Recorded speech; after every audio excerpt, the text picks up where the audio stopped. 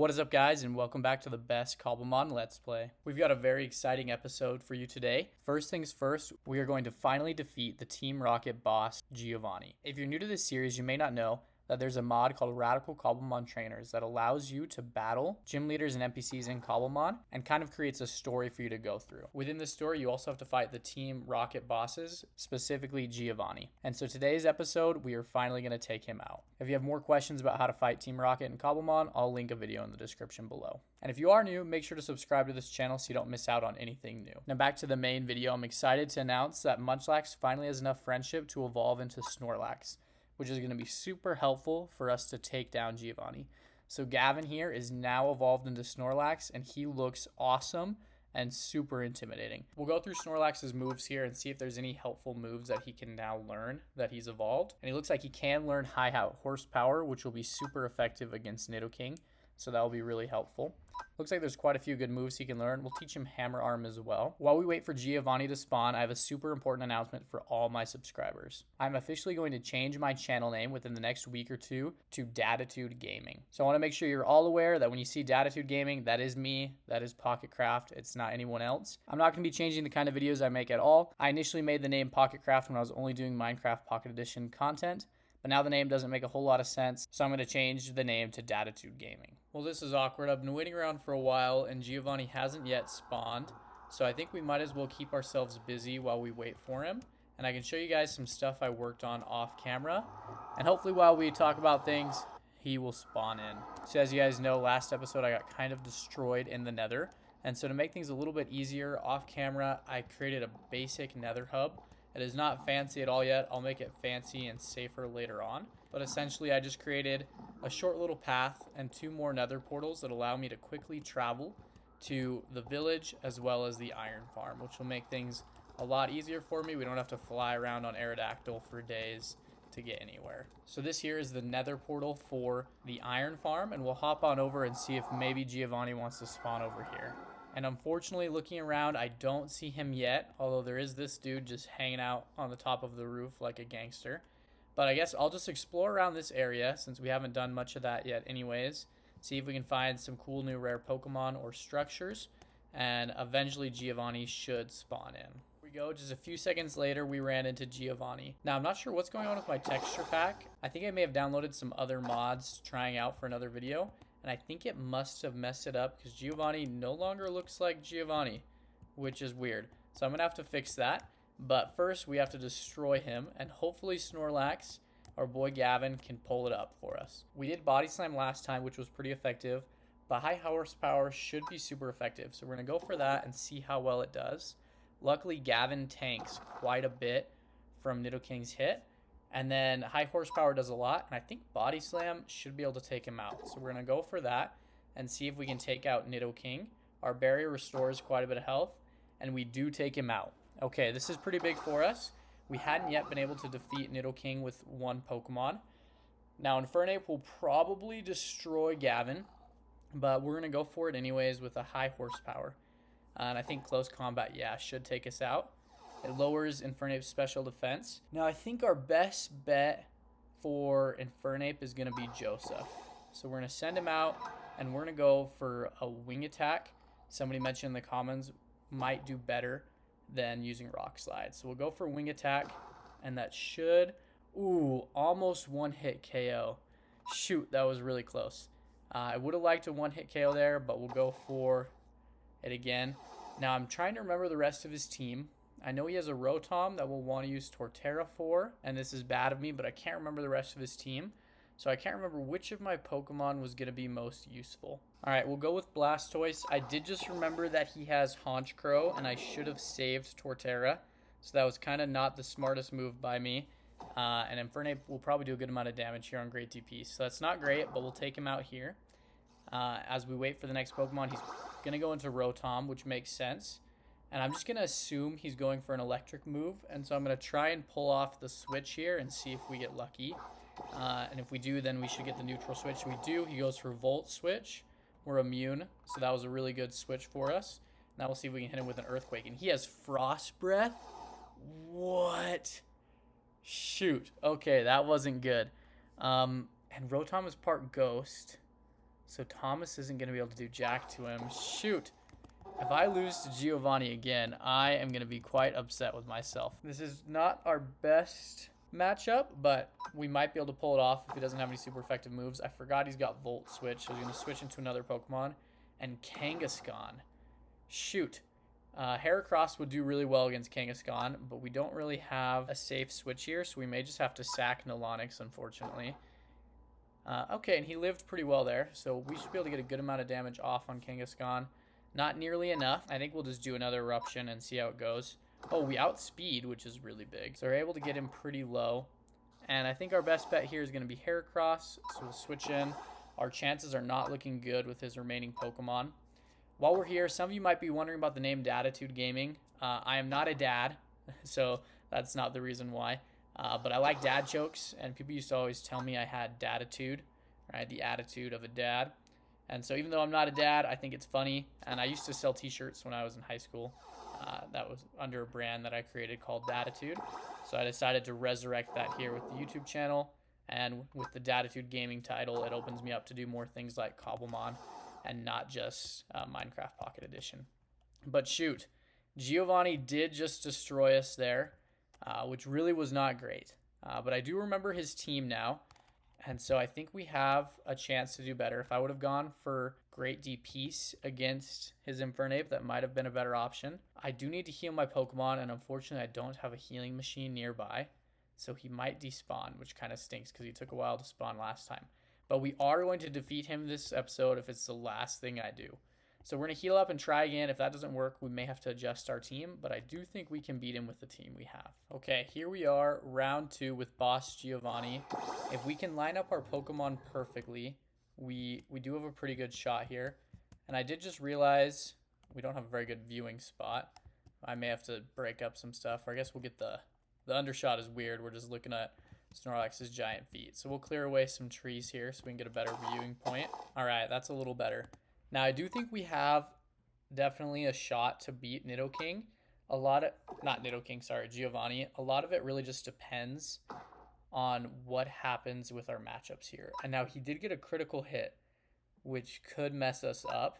I'm going to go for high horsepower. We do live, which is huge. If we would have lost Snorlax there, we would have been in trouble. But high horsepower does take out Nidoking. And he's going to go into Infernape like he did earlier. So now that we know that, we know he's going to knock out Gavin. We don't really have much we can do here. We'll just try and go for a body slam. And we do not live. So I remember his Infernape was kind of a beast and hard to deal with. But I would like to save Aerodactyl if possible. So if we can land an Aqua Tail on Infernape, we should be good. He does a lot of damage to Great DPS. Oh, he's holding a Focus Sash. That's why he keeps living on 1. I was like, this Infernape just does not want to die.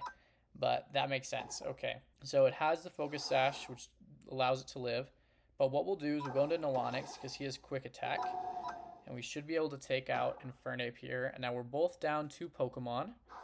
But we kind of have pretty good matchups here. This is what I was hoping for. Nilonix can do some damage to Kangaskhan. He won't do a lot. But, oh, did we just get a critical hit? I guess not. For some reason, Eruption did way more that time than last time. I'm going to go, oh, he outspeeds though. So, oh, we live. But we do get paralyzed. That was a big turn of events. But Nilonix, coming in huge, takes out Kangaskhan. I did not expect that at all. I think we'll get outsped here, so we'll go for a quick attack. But we do get paralyzed, so it doesn't matter. But Nilonix was huge for us there. I did not think he was going to be able to take out Kangaskhan. So that's really helpful for us, because I think Joseph should be able to take care of Honchkrow. And then what I'm thinking is Aerodactyl and Heracross both have Dark-type moves, and that might be more effective against Rotom because of the Ice move that Rotom has. And so we do outspeed him. We get off a crunch.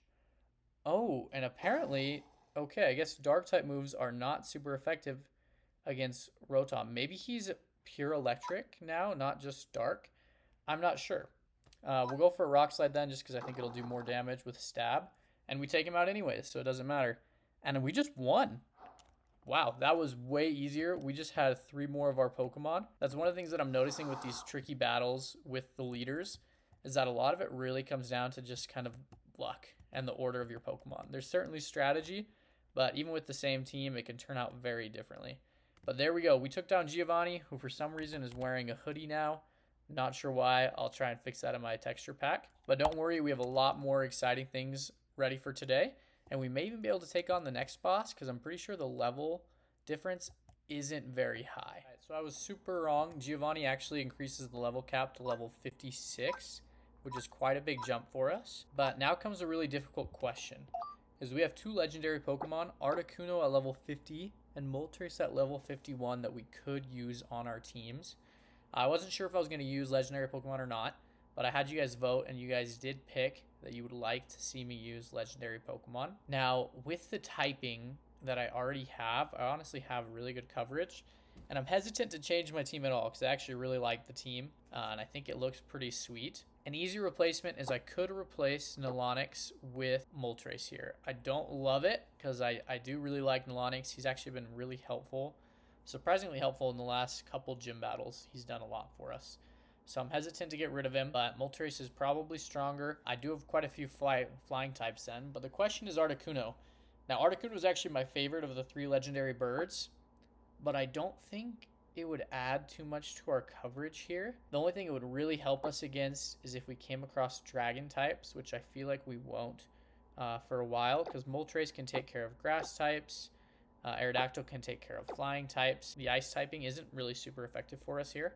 I could probably switch it out with Great DPS, and we could use that Articuno instead, but I kind of want to keep my Blastoise. So we may only use one legendary for now. That might switch in the future, but I think that's what we're going to go with. I thought it was nighttime, and it looks like we're probably just barely missing it. I think this is the team we'll start with for now, but it's definitely subject to change in the future, and probably will as we encounter new Pokemon and as we get up against harder challengers. It's only going to get harder and harder to level up our Pokemon to the proper levels now as the competition gets stronger, so I'm actually going to craft 2 more experience shares. I'd like to do a full 5 experience shares, but I don't have enough gold right now, and so when we get more gold in the future we'll add another one.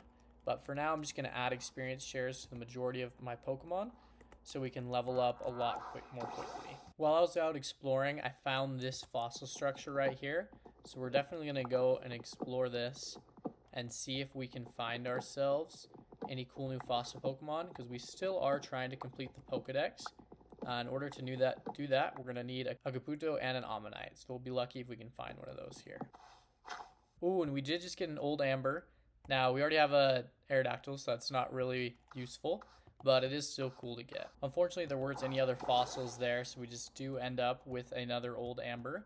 But I decided while we were waiting, we might as well evolve a bunch of Pokemon that I've caught to help fill up the Kanto Pokédex. So we use that link cable here to evolve Haunter into Gengar. So now he's a Pokemon we can use on our team if we decide we want one. And then it also goes towards filling up our Pokédex. We can evolve this Execute here with a Leaf Stone into Exeggutor. And it looks like he evolved into a Alolan Exeggutor, which is awesome.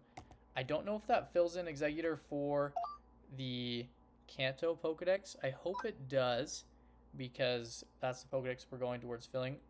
Unfortunately not. Okay, I didn't pay attention there. This was an Alolan Execute.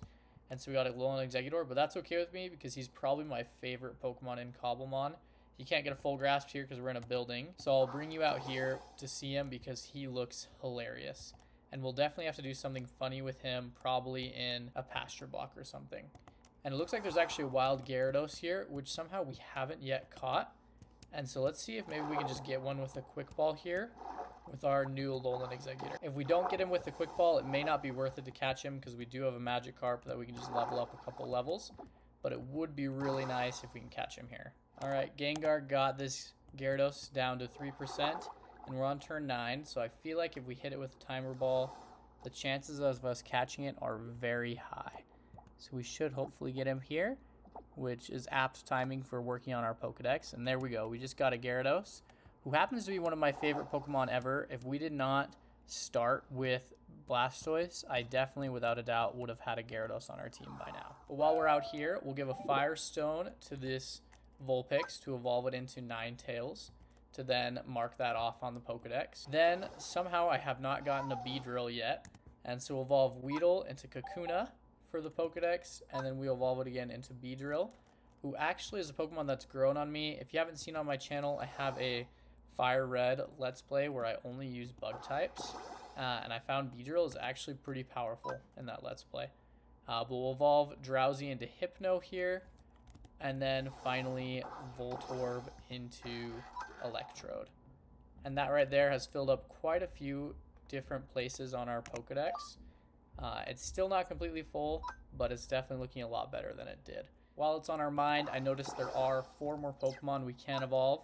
We got Pidgeotto here. Unfortunately, we don't have enough to get a Pidgeot yet. Similarly, with both Nidorans, we can evolve them to their second form, but without a Moonstone, which we don't yet have, we can't get Nidoking and Nidoqueen, which stinks because that would be really cool to have. But finally, the main man himself here, Pikachu, we do have one, and we got to give him a Thunderstone. And unlike Ash, we're going to evolve him into Raichu, which is awesome. That gets another 4 Pokemon off on our Pokedex. Now it's time to get ready to take on the next trainer.